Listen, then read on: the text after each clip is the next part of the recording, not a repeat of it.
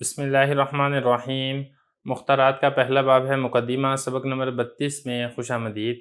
آج کے سبق کے اندر ہم پڑھیں گے کہ عربی ادب سخت ضرورت مند ہے۔ عبارت دیکھ لیں۔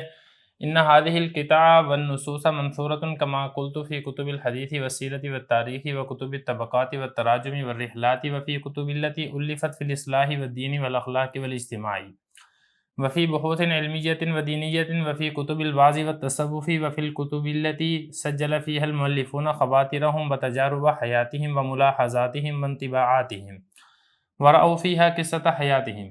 هذه ثروة أدبية ذاخرة تكاد تكون ضائعة، وقد جنى هذا الإهمال على اللغة والأدب وعلى الكتابة والإنشاء وعلى التأليف والتصنيف وعلى التفكير، فقد حرمه مادة غزيرة من التعبير وباعثا قويا للتفكير. مخطئ من يظن أن المكتبة العربية قد استنفذت وعصرت إلى آخر قطراتها. إنها لا تزال مجهولة تحتاج إلى اكتشافات ومغامرات. إنها لا تزال بكرا جديدة تعطي الجديدة وتفجأ بالغريب المجهول. إنها لا تزال فيها ثروة دفينة تنتظر من يحفرها ويثيرها. إن مكتبة الأدب العربية في حاجة شديدة إلى استعراض جديد وإلى دراسة جديدة وإلى عرض جديد۔ عبارت ہو چکی ہے، اب چلتے ہیں اس کے ترجمے کی طرف۔ بے شک یہ عربی ادب کے ٹکڑے اور نصوص بکھری ہوئی پھیلی ہیں، جیسا کہ میں نے کہا ہے، کتب حدیث میں، کتب سیرت اور تاریخ میں، کتب طبقات اور تراجم میں اور سفر ناموں میں، اور ان کتابوں میں جن کو تالیف کیا گیا ہے اصلاح دین، اخلاق اور اجتماع میں، اور علمی اور دینی بحثوں میں، اور ان کتابوں میں جو وعظ اور تصوف کی ہیں، اور ان کتابوں میں جس میں تالیف کرنے والوں نے اپنے دلی حالات کو بیان کیا ہے اور اپنے زندگی کے تجربوں اور اپنے زندگی کے ملاحظہ چیزوں اور اپنی عادات کو بیان کیا ہے، اور ان میں انہوں نے اپنی زندگی کا قصہ روایت کیا ہے۔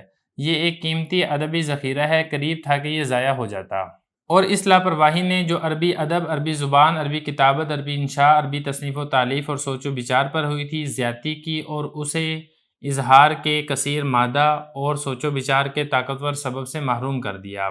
وہ شخص غلطی پر ہے جس کا گمان یہ ہے کہ عربی کتب خانہ ختم ہو چکا ہے اور اس کے قطروں میں سے آخری قطرے کو نچوڑ لیا گیا ہے، اس لیے کہ عربی کتب خانہ ہمیشہ مجہول رہے گا، جو کہ ایجاد اور گمنام چیزوں کی طرف محتاج رہے گا، اس لیے کہ یہ ہمیشہ ایک ایسی نئی چیز رہے گا جو نئی چیز کو جنم دیتا رہے گا اور نامعلوم عجیب چیز اچانک پیش کرتا رہے گا۔ بے شک یہ ہمیشہ ایسا قیمتی خزانہ رہے گا جو کہ اسے کھودنے کریدنے والے کا منتظر رہے گا۔ بے شک عربی کتب خانہ نئی دریافت، نئی درس و تدریس اور نئے پیش کرنے کی طرف سخت ضرورت مند ہے۔ عبارت و ترجمے کے بعد اب چلتے ہیں اس کی لغوی صرفی تحقیق کی طرف۔ پہلا لفظ نصوص، یہ نصن کی جمع ہے، اس کلام کو کہا جاتا ہے جس کے اندر صراحت کی گئی ہو، وضاحت کی گئی ہو، یا اسی طرح اس کلام کو بھی کہا جاتا ہے جس میں کسی قسم کی تعویل کی گنجائش نہ ہو۔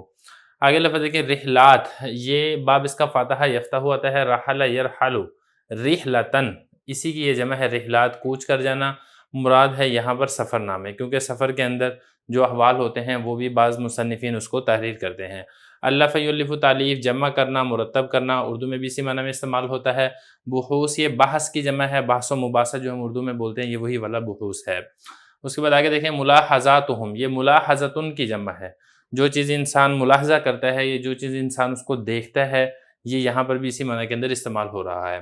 آگے لفظ دیکھیں انطباعاتہم، اصل میں یہ مصدر ہے انطباع، جو کہ باب انفعال کا مصدر ہے اور اس کا معنی ہوتا ہے بھر جانا، اسی مصدر کی یہاں پر جمع لے کر آئی ہیں انطباعات۔ روا یروی بار بار گزر چکا ہے، اس کا مطلب ہوتا ہے روایت کرنا۔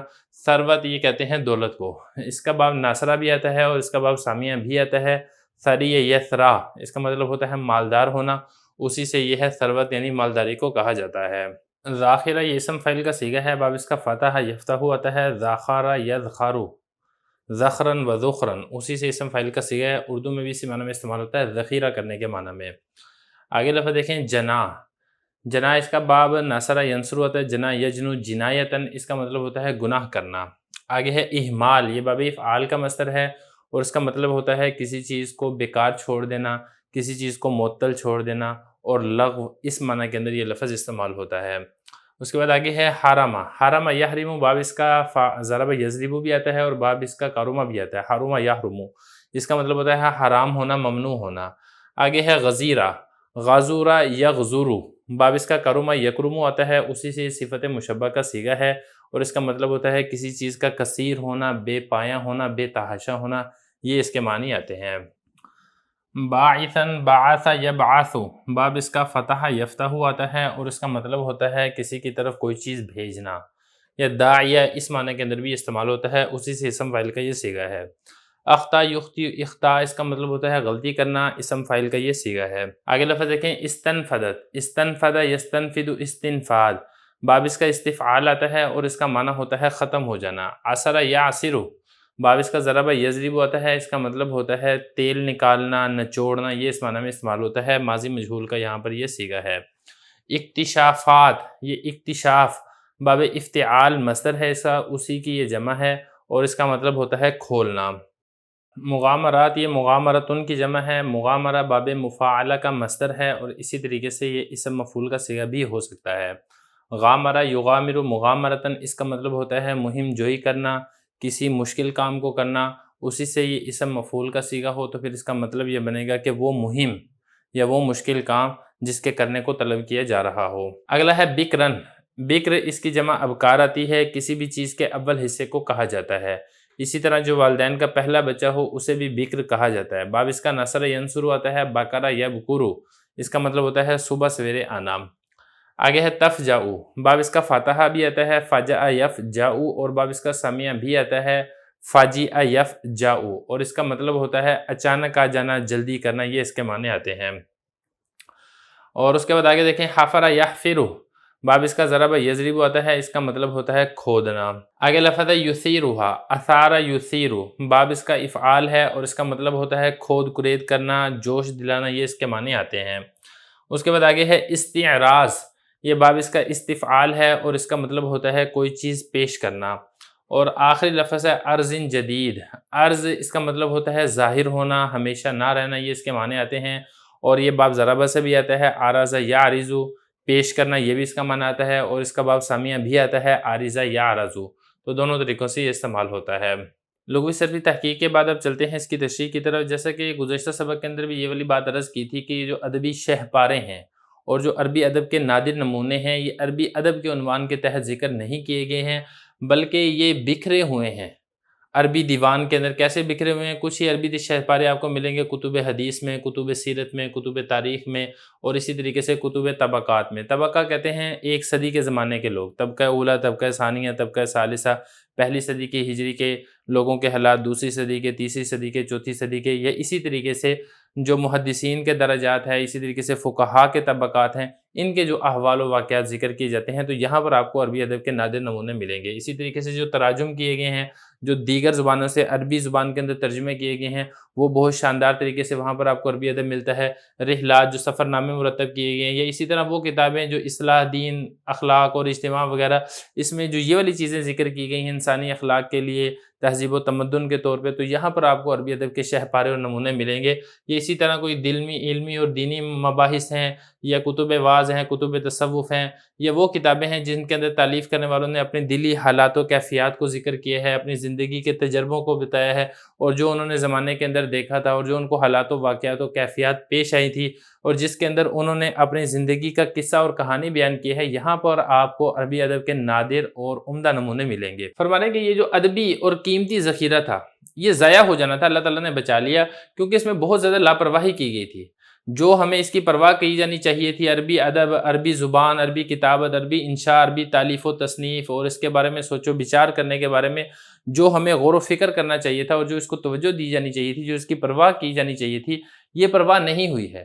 تو جب یہ پرواہ نہیں ہوئی ہے، اس بے پرواہی نے جو عربی ادب ہے اس کو اظہار کرنے کے کثیر مادے سے، اور اسی طریقے سے سوچ و بچار کرنے کے قوی سبب سے محروم کر دیا۔ مطلب جو بے پرواہی کی گئی ہے، جس کی وجہ سے مزید نادر نمونے عربی ادب کے وہ منصع شہود کے اوپر نہیں آئے ہیں، اور لوگوں کی غفلت کی وجہ سے عین ممکن تھا کہ جو پرانا قیمتی ادبی ذخیرہ تھا وہ بھی ضائع ہو جاتا، بس اللہ تعالیٰ کا کرم ہوا کہ وہ بچ گیا۔ بعض لوگوں کو یہاں پر یہ بھی گمان ہے کہ جو عربی کتب خانہ ہے جس کے اندر عربی ادب کے نادر اور عمدہ نمونے پائے جاتے تھے، وہ ختم ہو چکا ہے۔ اب مزید کوئی ایسا عربی ادب نہیں آئے گا، اور نہ ہی اس قسم کی ضرورت باقی رہے گی، لیکن ان لوگوں کا یہ جو گمان ہے یہ درست نہیں ہے۔ ایسے لوگ غلطی اور خطا کے اوپر ہیں۔ جو عربی ادب ہے یہ ہمیشہ نئی نئی ایجادات کی طرف اور گمنام چیزوں کو ظاہر کرنے کی طرف محتاج رہے گا۔ یہ ہمیشہ عربی ادب ایک ایسی عمدہ، شاندار اور جاندار چیز ہے کہ یہ نئی رہتی ہے، یہ کبھی پرانی ہوتی نہیں ہے۔ یہ ایسا ایک نئی چیز ہے کہ اس سے ایک اور نئی چیز جنم لیتی ہے، مطلب ایک ادبی شہپارہ ہے، اس ادبی شہپارے سے پھر آگے ایک اور ادبی شہپارہ تخلیق ہوتا ہے، پھر اس کو دیکھ کے پھر کوئی تیسری قسم آ جاتی ہے، پھر کوئی چوتھی قسم آ جاتی ہے، اسی طریقے سے یہ والا سلسلہ چلتا ہی رہتا ہے۔ تو دوسرے لفظوں میں اگر ہم کہیں کہ یہ ایسا قیمتی ذخیرہ ہے، یہ ایسا قیمتی خزانہ ہے جو ہمیشہ اس انتظار میں رہتا ہے کہ کوئی اس کو کھود کرید کرے اور کھود کرید کر کے اس کو زمین سے نکال کے لوگوں کے سامنے پیش کرے۔ تو جو عربی ادب ہے یہ ہر زمانے میں عربی ادیبوں کی طرف محتاج رہے گا، لیکن یہ عربی ادیب ایسے ہوں جو سلاست اور روانگی کے ساتھ بے تکلفانہ اور بے ساختہ طریقے سے عربی ادب کو تحریر کرنے والے ہوں، تکلف، تصنع اور بناوٹ سے کام لینے والے نہ ہوں۔ بلکہ حضرت فرماتے ہیں کہ آج کے دور کے اندر تو یہ جو عربی ادب ہے یا عربی کتب خانہ ہے، اس کو تو بہت زیادہ اس چیز کی ضرورت ہے کہ اس کو نئے سرے سے درس و تدریس اس کی جائے، نئے سرے سے اس کو زمانے کے سامنے پیش کیا جائے۔